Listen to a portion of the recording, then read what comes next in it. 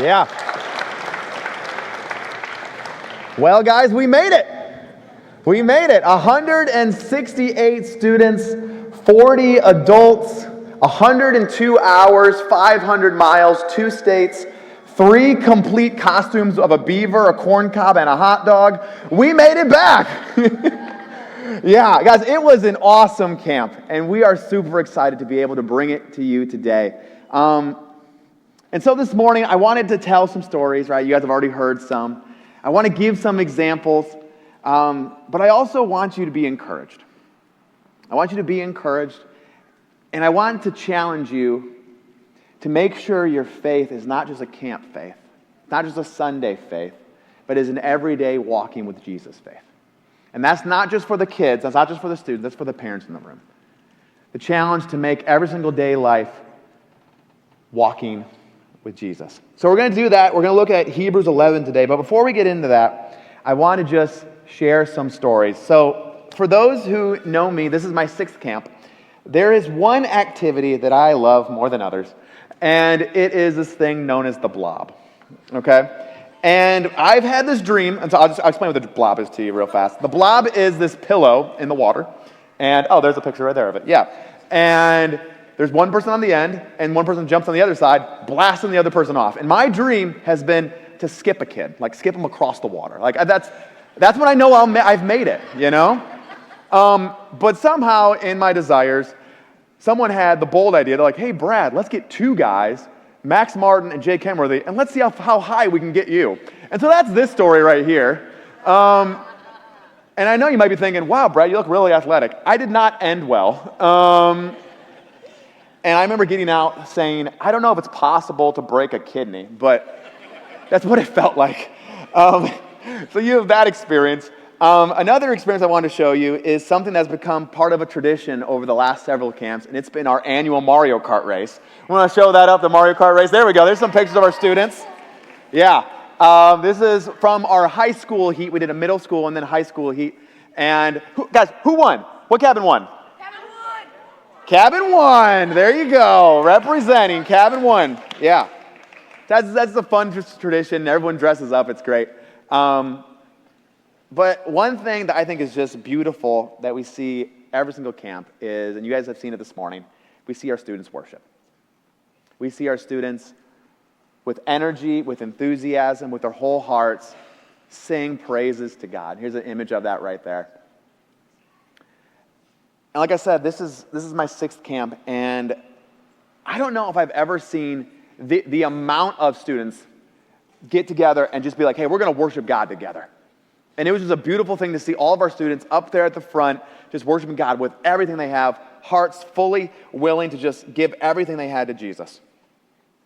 It was a beautiful week. It was a tiring week. I'm exhausted. I don't know if you guys are. I'm exhausted, but it was a good week. And I know Audrey shared with you guys some stories and pointed you to the CDs. And if you really want a visual representation of why we do camp every year, it's because of that. Because God moves in the hearts of our students. All right? And I could tell you about other stories. I could tell you about our students who decided to try to trust God a little bit in their, with just like their mental health. I could tell you about that. I could tell you about the middle schooler who feels called to be a missionary. I could tell you about that. I could tell you about the middle school girls who weren't content with a Sunday-only faith or I'm going to do my devos and pray once a day type faith. They said, hey, we want to go deeper. I could tell you about the 12 kids that got saved, the 38 who chose surrender, and the 29 who want to be baptized, and hopefully come August we'll be dunking 29, if not more, students in the waters of baptism. Yeah. But the origin of all these ideas, comes about with this idea of faith. Faith is the origin of our belief. It's the origin of our relationship with God. Now, I think sometimes when we think about faith, it gets a little bit of a bad rap. Because I think sometimes we try to say, hey, it logically, it makes sense. My experience says we should do it. The data points to it being true. And don't get me wrong, I think there are strong reasons to believe why we believe. I mean, I know for me, when I have doubts, I look out at the world and I say, hey, I can't believe that this thing's just happened by chance. In fact, I could say it takes more faith to believe that than it does to believe that there's a creator. I can tell you that. I look at the intricacies of a flower, and I can say, hey, I can't believe that this thing just happened by chance. You look at the life of the disciples and their testimony, willing to die for their testimony. Jesus lived, died, and rose again. And I'm just like, that's some pretty strong evidence. But the origin of all of those things come about to push up the origin of our faith, which is this idea of faith. The origin of our belief is faith. And let's just be honest, guys. I want to just be real with you. We believe some crazy things, all right? Let's just be honest. We believe that there's a God out there that loved us, that sent his one and only son down to die for us. He was born of a virgin 2,000 years ago. He lived a perfect life, and then he died on the cross, trading his perfection for our punishment, his life for ours.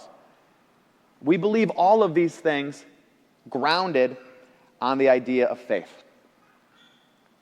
And our students this week got to experience some of that faith, some of them for the very first time.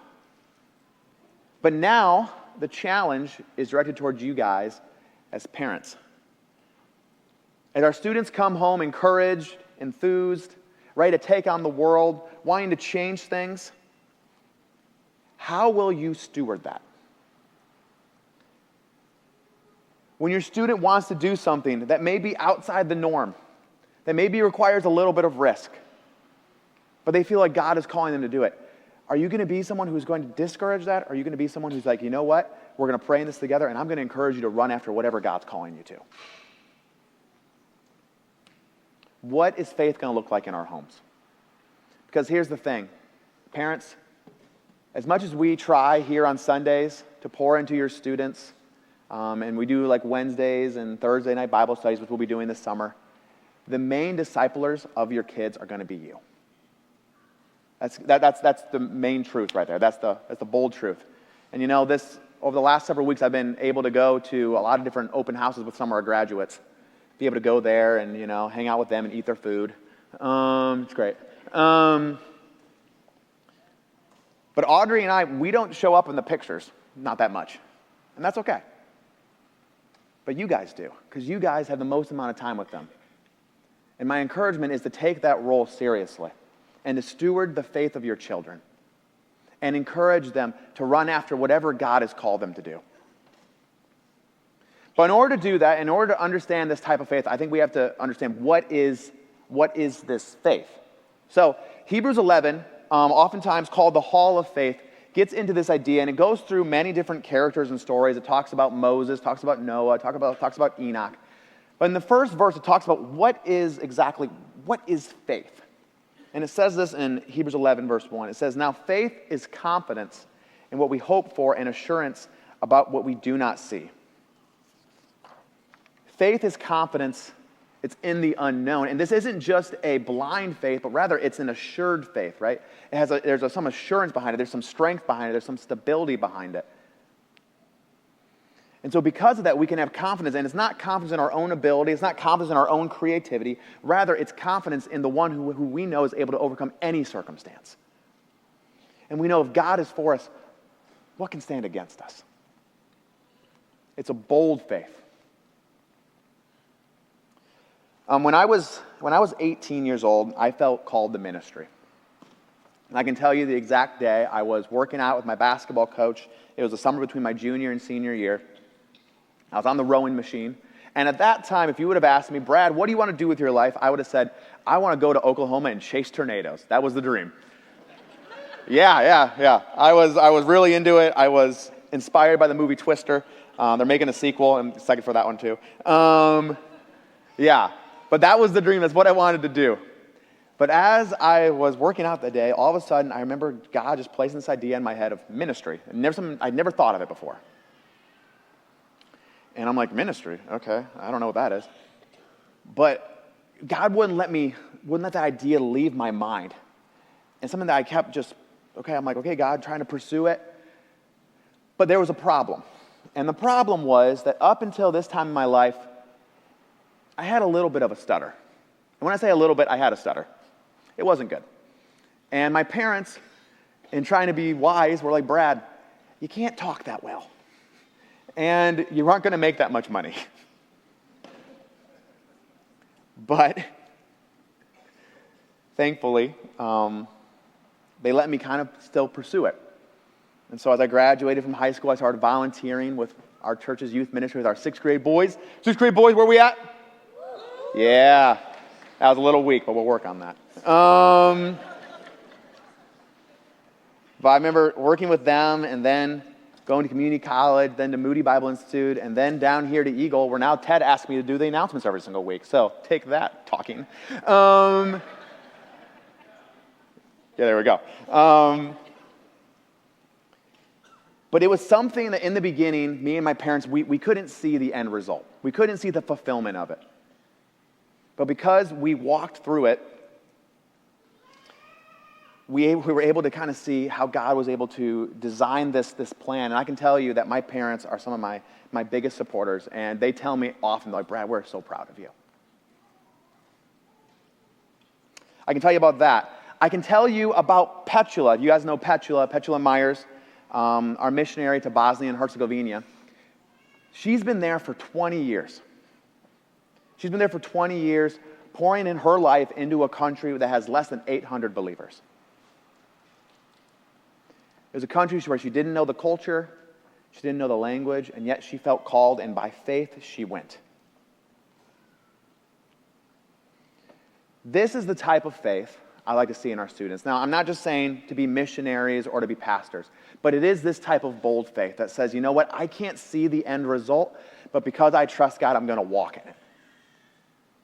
This is the type of faith I like to see in their lives, but it's also a type of faith I like to see in our families, and it's the type of faith I like to see encouraged.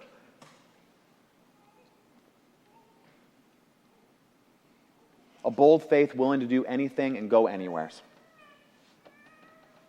So like I said, in our passage here in Hebrews 11, we kind of get all these different accounts of different people who, in that similar way, didn't know the end result, but they felt called by God to do something crazy. Felt called to God to go out on a limb. And they went out in faith, and God honored it, and God did amazing things through their life. And the one I wanted to point to in particular was the life of Abraham. Now, for those who know the life of Abraham, it's found in like the beginning, middle chapters of Genesis.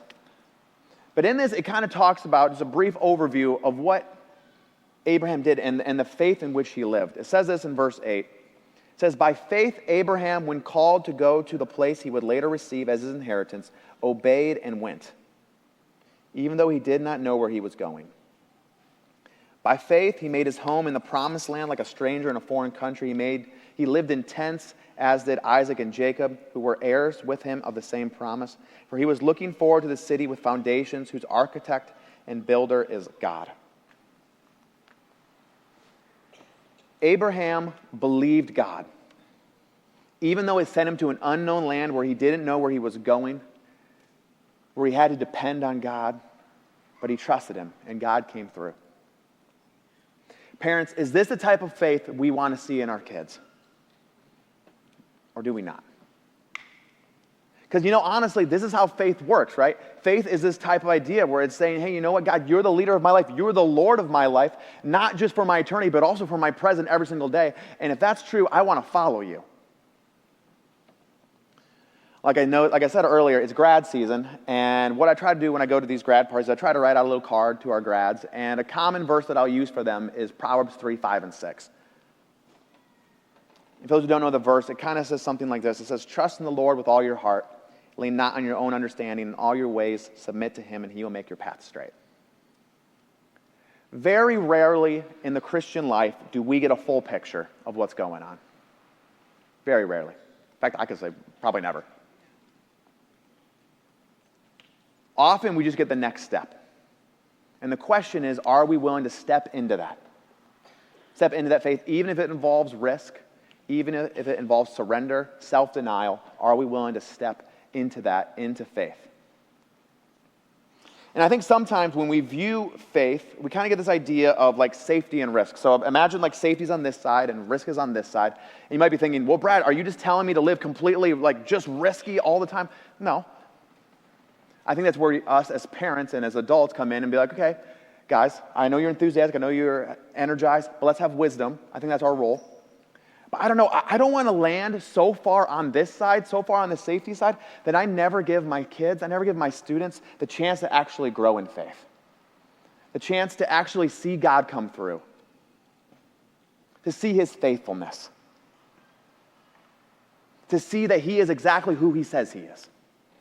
I don't want to end so far on the safe side, and I hope as families we don't want to end so far on the safe side either. So parents, my challenge for you is what happens when your dreams for your kids come up against God's purposes? And are we willing as people, are we willing as families to sacrifice those dreams if God is calling our kids someplace else? If it means our kids didn't make as much money as we hoped they would, are we willing to sacrifice that for God's purposes? If it means they didn't go to the right school that we thought they should get into, are we willing to sacrifice that if we feel like God's leading them down a different road and they're following his purposes? If it means they don't get married, are we okay with sacrificing that dream that we have for our kids to say, you know what, but God's got a purpose for them? If it means they go to a different part of the globe to serve God in a foreign country, are we willing to sacrifice our dream so that God's purposes might reign in the lives and hearts of our students? Will we encourage boldness in our families, in our kids, in our students, or will we discourage it? I think this is the challenge. To live by faith and not by sight in the lives of your children, but also in you, and to raise up a generation of faith-filled believers willing to do anything and go anywhere, knowing that God is behind them and empowering them. So parents, let me ask you the exact same questions our students got asked at the first session at Ignite. What are you reflecting? Dad, it's Father's Day. Where are you leading your family? What are you telling them by your time, by your effort, by your energy is important? Will we reflect the world? Will we reflect our culture? Or will we reflect God? Even though it's difficult, even though it calls us to hard things, even though it calls us to self-denial and sacrifice, even though it calls us to faith and things unseen. If I can invite the band back up. What are we willing to do when it comes to faith? Is the God we serve big enough in our eyes to say, you know what, God, you're not just big enough for my eternity, you're big enough for my present. And my hope is that we would say, you know what, guys, you know what, kids, students, if God's calling you to do something, I'm going to join, I'm going to link arms with you. Let's go after it. Because we serve a good God. And he has good things planned for us. So this is my hope for you guys. So let me just pray for us, and I think we're going to get back into some worship here. Dear Lord God, I pray, Lord, that we would be a faith-filled people. People willing to go anywhere, do anything, trusting that, Lord, that if you're the one who's behind us, God, you will empower us. And though there might be something where we don't see how something could come about, it seems impossible to us, with you it is possible. You are the great changer. You are the great alterer. And God, in your word, Lord, you say you're a God that does new things. So God, give us the eyes to see the new things. Give us the boldness to step into them. Give us the ears to hear your voice. And don't let us wander anywhere away from it. God, may you receive the glory and honor and praise from everything we do in our lives. You are number one, nothing else. May you be praised. In the name of Jesus Christ, amen.